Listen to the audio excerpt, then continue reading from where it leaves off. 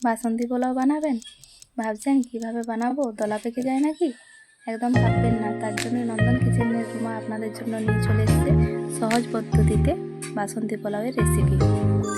একবার এভাবে বাসন্তী পোলাও বানিয়ে দেখুন, দলাও পেকে যাবে না আর চালটা ঘাঁটাও হয়ে যাবে না। তার জন্য আমি প্রথমে নিয়েছি গোবিন্দভোগ চাল। আমি কাপে মেপে 4 কাপ চাল নিয়েছি। এখানে একটা ট্রিক্স বলে দিই, চালটা যত পরিষ্কার করে ধোবেন তত ভালোভাবে বাসন্তী পোলাওটা হবে।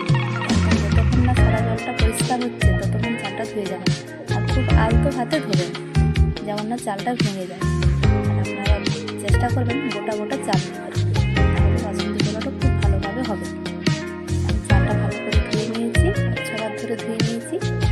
ধুয়ে নিয়ে জলটা ছেঁকে চালটা শুকনো করে দিয়েছি। এরপর আমি একটা ডেকচিতে ঘি দিয়ে দিলাম। এখানে আপনাদের আর একটা ট্রিক্স দিই যে এখানে কোনো ফুড কালার ব্যবহার করবেন না।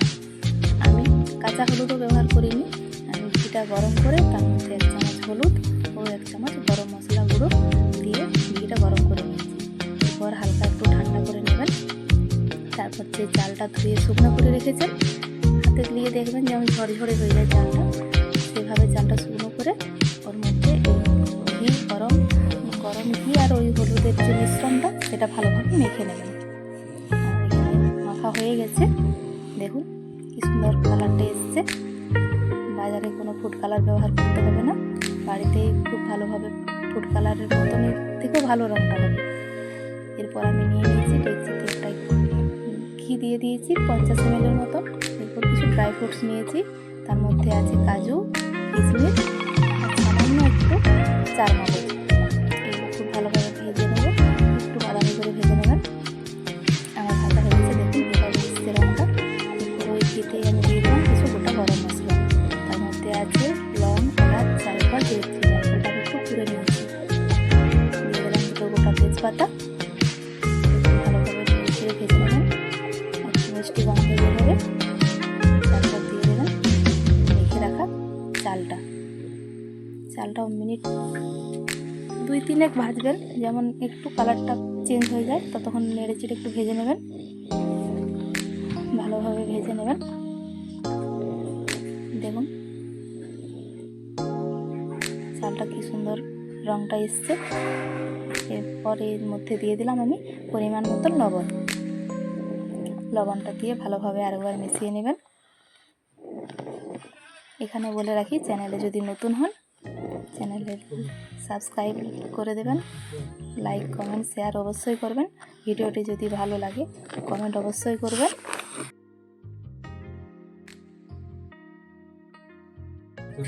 এখানে বলি, এখানে বাসন্তী পোলাও বানানোর জন্য জলের পরিমাণটা কিন্তু সঠিক দিতে হবে।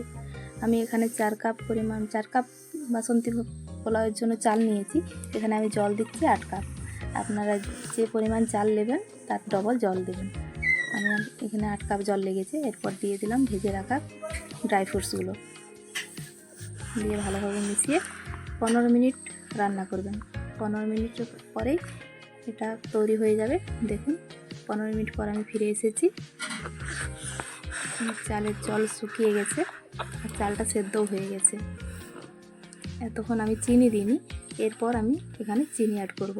আমি যে কাপে চাল নিয়েছি, জল এই কাপে মেপে দিয়েছি, সেই কাপেই আমি দিচ্ছি 1 কাপ পরিমাণ চিনিটা আমি গুঁড়ো করে নিয়েছি। এরপর চিনিটা খুব ভালোভাবে মিশিয়ে নেবেন, মিশিয়ে তারপর আবার 5 মিনিটের জন্য এটা ঢেকে রেখে দেবেন। গ্যাসটা অফ করে দেবেন, দমে এটা 5 মিনিট রান্না হয়ে যাবে। 5 মিনিটের জন্য ঢেকে দিয়েছি। এটা আমার সম্পূর্ণ তৈরি হয়ে গেছে বাসন্তী পোলাও। এরপর আমি আপনাদেরকে দেখাচ্ছি গরম থাকা অবস্থায় কি সুন্দর হয়েছে, ঠান্ডা হলে আবার ঝরঝরে হবে।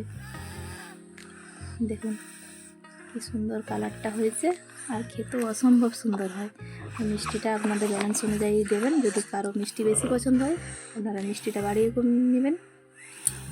দেখুন আমি কাছ থেকে দেখাচ্ছি কি সুন্দর হয়েছে, আমি হাতে নিয়েও দেখাচ্ছি। দেখুন কতটা ঝরঝরে হয়েছে, হাতে একটার গায়ে আর একটা লেগে যায়নি। খেতে তো অসম্ভব সুন্দর হয়, আর বাড়িতে ঝটপট বানিয়ে নিতে পারেন এভাবে বাসন্তী পোলাও। দেখুন কত সুন্দর দেখতে হয়েছে। আর চিন্তা নেই, বাড়িতেই আপনারা ঝটপট বানিয়ে নিন। এভাবে বাসন্তী পোলাও। ভিডিওটি পুরোটা দেখার জন্য অনেক অনেক ধন্যবাদ।